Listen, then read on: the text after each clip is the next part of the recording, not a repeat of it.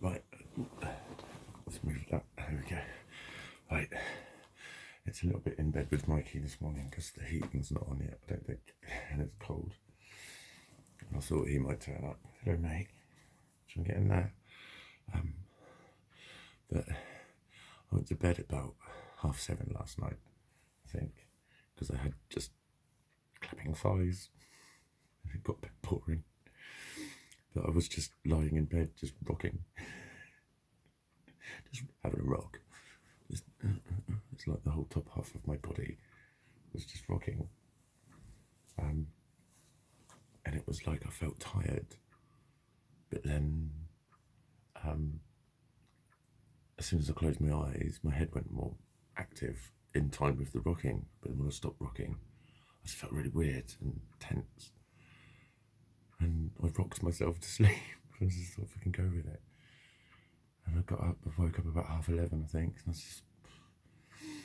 And it's weird, it's like I'm commenting on it because I was talking about how it seemed like in general I was more ill.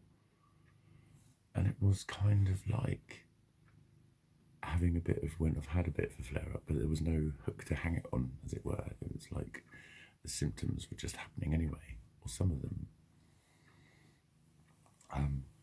And they still are, because like I got up this morning, I was up at 5. I tidied my room. Well, I got things way closer to having a lot of stuff put where it's probably going to end up. I haven't tidied it. It's no. But it's a lot tidier than it was. But it was like I was going to comment on how I was nearly ready to go to the gym. I'm working today, so that'll help. I'm working 3 days a week now, pretty much. Well, yeah, kind of, which is cool. And a weekend day as well. So, little victories along the way, innit? But this shit, I'm still having to contend with this shit in the background, so that's cool. So that's alright. I can do both. I can multitask, honest. But yeah, like, what was I on about? What was it? Yeah, that was it. I was going to comment on how I was nearly ready to go. It was 5:45. And then I was just sitting there and suddenly realised I was just sitting there and it was 6:15. Literally half an hour. Went. And my head still thought it was about 5:45. Happens so often. It can happen like twice an hour. Seriously. It can. It just can. It's like I'm not aware that I've zoned out when I zone out. It's the only way I can kind of put it, if that makes sense.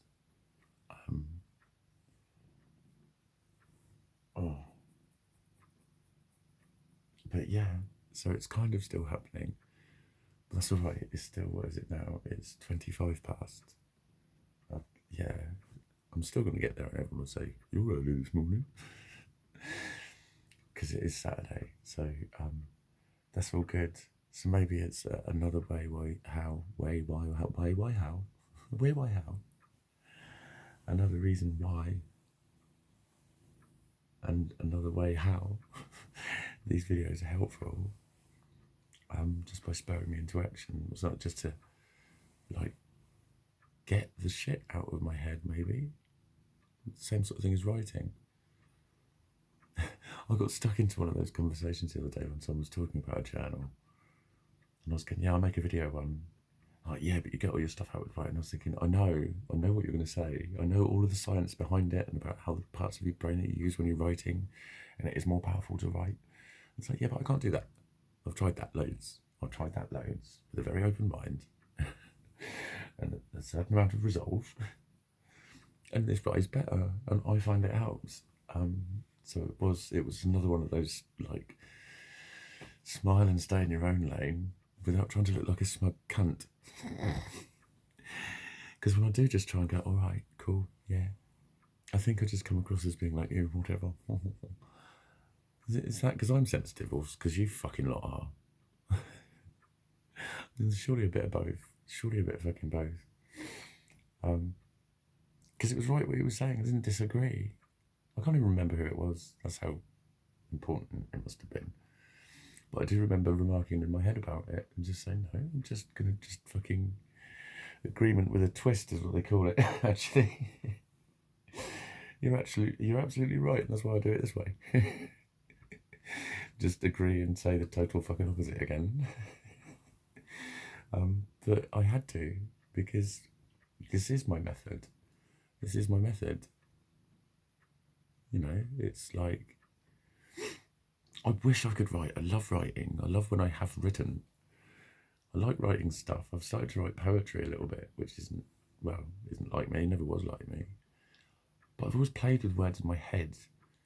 Like, my brain always does mantras anyway. I remember that being one of those you're weird kind of eye-rolly moments when I spoke to someone about this and said, do you get that when you get songs going in your head all morning? Or little mantras? And it can be something off the telly. It can be something off the telly. Like, what was one? They were talking about hay fever on the telly, and they said, if you'd like to know more about hay fever, listen to and they started advertising whatever radio show it was, and my brain instantly turned that. And if you'd like to know more about radio programs, please listen to our itchy faces. And off I fucking went. If you'd like to know more about radio programs. And that's why I was getting ready. And that's stuck in my head for years, that one. But I get that a lot. And the person I said it to was like, no. But it's because I'd seen it on a telly program about someone who'd got stuck up a mountain or something. And he'd gone 3 days without water. And his head was playing Disco Inferno over and over, I think it was. And there was a neurologist on the program who said that's what your brain does. It's like when you've been knocked out.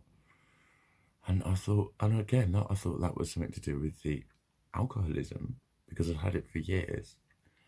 That, when you drink yourself to sleep, you're actually getting knocked out. You're not falling asleep properly. That's why you wake up early, as soon as the alcohol wears off. So it's like being knocked out. And I remember just relating to it instantly, going, yeah, that's why I get my fucking songs in my head. And then when I said it, I shared it with someone, and they were like, no. And again, it's instantly, it doesn't take much to make me feel stupid and weird. And, okay.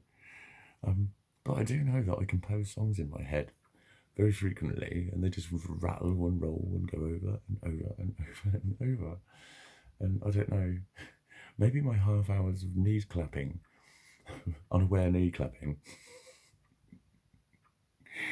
or a different version of that or something. I don't know. But quite often when I write, that shit can come out of my head. That's what I started finding. It was the very first one I did. I can remember it clearly. And it was just, it had been going around in my head all fucking day. And I sat at night and I wrote it. And it took me about 2 hours. And I got a lot of really good feedback from it. And that was what started my process of burying my soul. In a therapeutical way.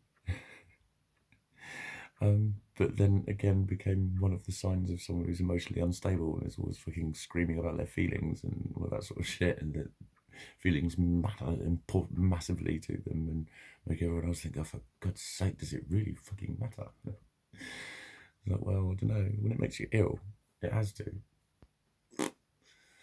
And when people say it's all in your head, but then you're still getting ill anyway, it still has to. So, yeah. I got the symptoms of nothing last night. Basically, I think. Well, I remember saying yesterday that it was like I wasn't all catastrophized by it. But I was still in that weirded out kind of space. And it sort of got into last night. And I crept a little bit into this morning. And it's like, maybe that's a better way of looking at it, really, because if there had been some hook to hang it on, that I'd been out somewhere, I wouldn't have gone out last night. But if I had, and I'd had a row with someone, I'd had a disagreement with someone, or I'd taken something the wrong way, or whatever, and I'd had a hook to hang it on, then it could be rationalised and reasoned with, and people could say, oh, they didn't mean it, or rah, rah, rah, rah, and they could be intervening, talking about the social situation as if it's going to have an effect on the physical symptoms. Whereas last night I was just getting the physical symptoms, and it's like, why? I don't know. So now it can't be discussed. Right, so that's the position I'm actually always in. That's how relevant a lot of the times the revisiting the argument or whatever sparked it off actually is, in terms of having a positive effect on the symptoms that I experience. Yeah, I think that's a very good point. It's given me a very good fucking direct analogy of what it is.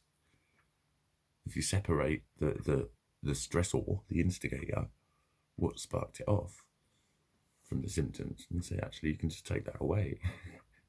So discussing that doesn't have an effect on that now. Yeah, that's a very simplistical but very real way of describing it, actually. Because then it just means, well, you need to learn to treat the symptoms, and what I did last night is I rolled with it. And rather than going, God, look at the state of you, too scared to walk down the fucking road on a Friday night, everyone out and seeing everyone else out enjoying themselves and getting dressed up and people checking in and all that shit, and you're just sitting there with your fucking thighs clapping together. I should end up with very strong fucking hip abductors. Because they're constantly there we go. It'll make me good at horse riding or something. Anyway, I'm off to have my day. I've put a note in my diary. I don't know what I'm going to call this. That might be the title.